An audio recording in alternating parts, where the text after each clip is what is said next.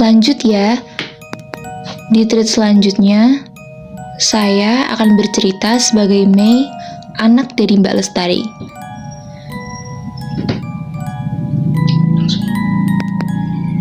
Setelah kejadian kesurupan kemarin, aku semakin takut jika hanya berdua dengan ibu. Bagaimana tidak, ibuku bukan lagi ibu yang aku kenal. Dia selalu menangis dan tertawa sendiri. Aku tahu kalau itu bukan ibu. Ada kejadian di mana aku melihat ibu memakan daging mentah. Malam itu, aku terbangun karena ingin ke kamar mandi. Kamar mandi di rumahku ada dua. Yang satu ada di belakang, dekat dengan dapur, dan yang satu lagi ada di samping kamarku. Aku ke kamar mandi yang terdekat dengan kamarku. Setelah aku keluar dari kamar mandi, tiba-tiba Prank kingku suara piring pokoknya.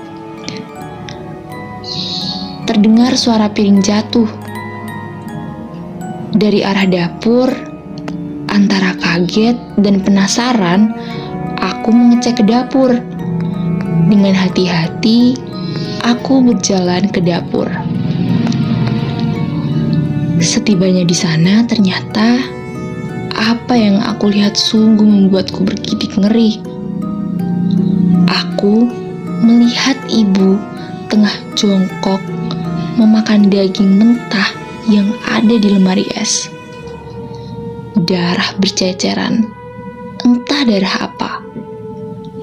Apakah dari darah ibu atau daging mentah yang kini ada di mulut ibu? Aku beringsut mundur. Aku takut sekali. Sial, ibu melihatku. Mulut berdarah dan berbau amis. Dia berdiri membungkuk.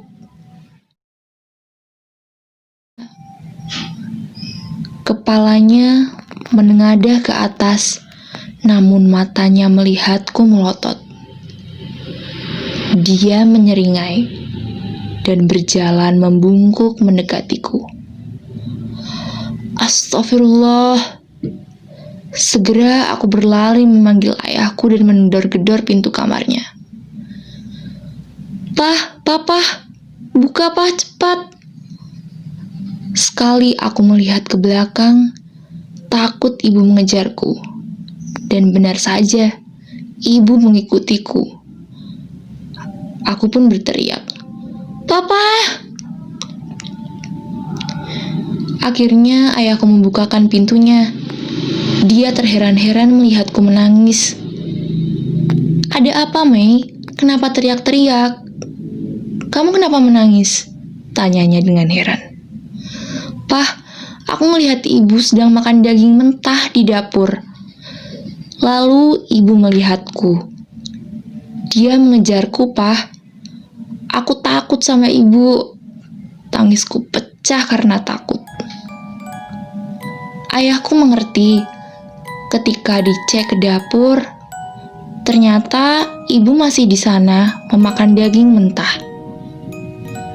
Ayahku mendekat tanpa takut membacakan ayat-ayat pengusir jin.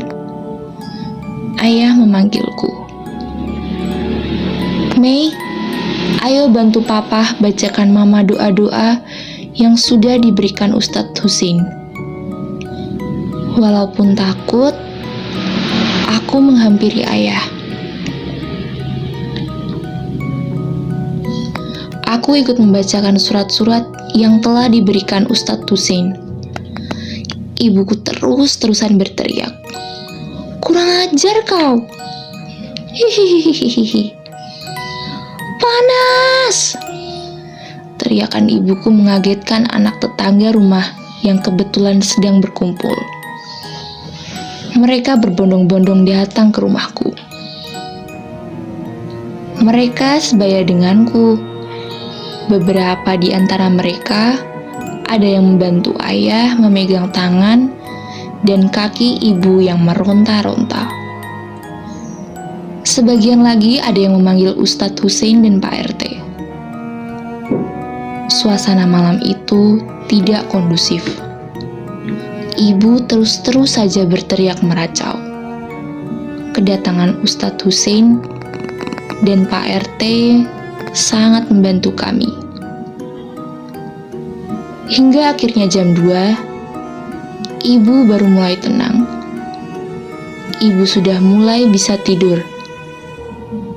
Setelah selesai, Ustadz Hussein, Pak RT, pamit untuk pulang.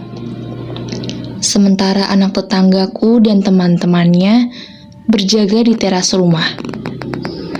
Jaga-jaga kalau kejadian lagi, katanya. Hari-hari berikutnya, aktivitas ibu hanyalah duduk, melamun dengan tatapan yang kosong.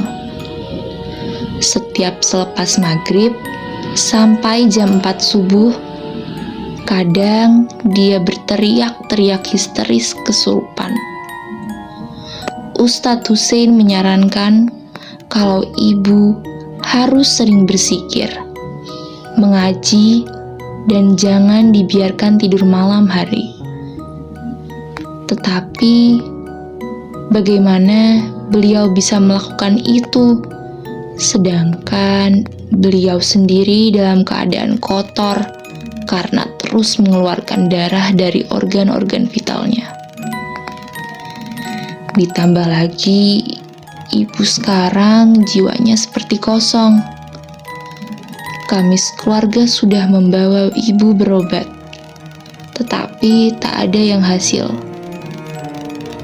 Sampai pada suatu hari, Ustadz Hussein datang bersama seseorang yang diketahui adalah gurunya. Beliau bernama Kiai Jafar.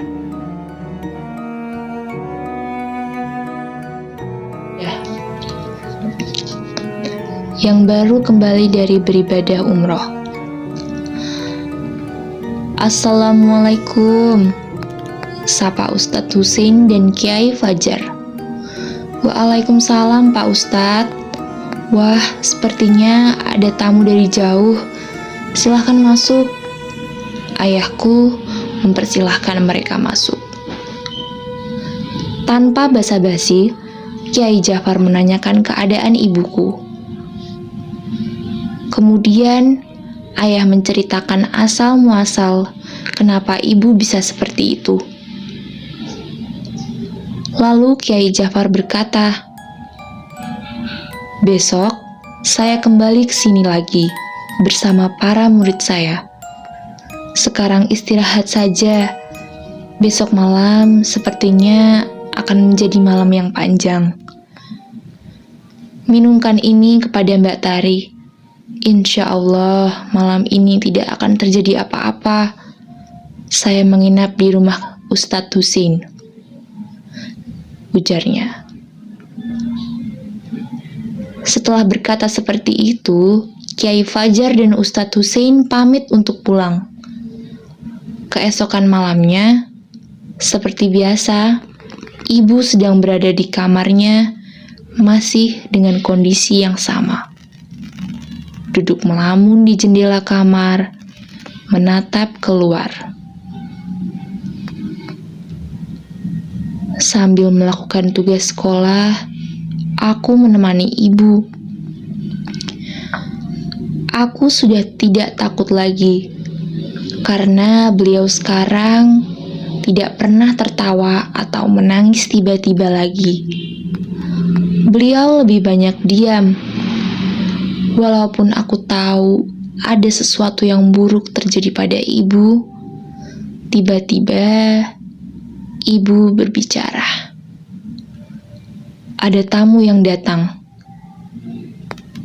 Aku sempat kaget karena ibu berbicara.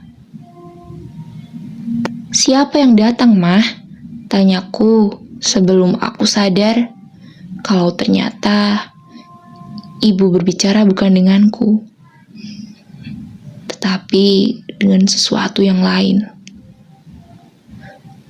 Tak berapa lama lagi, depan rumah terdengar suara Ustadz Husein dan Kiai Fajar.